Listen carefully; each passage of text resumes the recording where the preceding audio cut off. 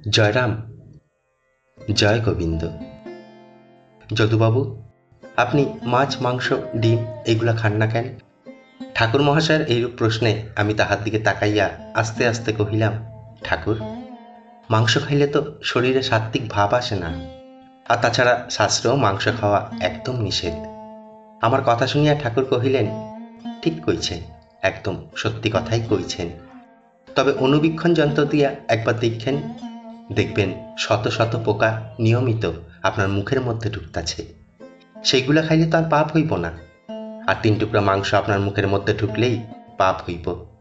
এইটা কিন্তু আমি কোনো দিনও কই নাই।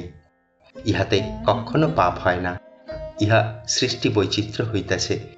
আপনি 1000 বৎসর নিরামিষ খাইলেও আপনার কোনো কাজই হইব না, কারণ ওইটা চাবিকাঠি একমাত্র গুরুর হাতেই হইতাছে। জয় রাম, জয় গোবিন্দ।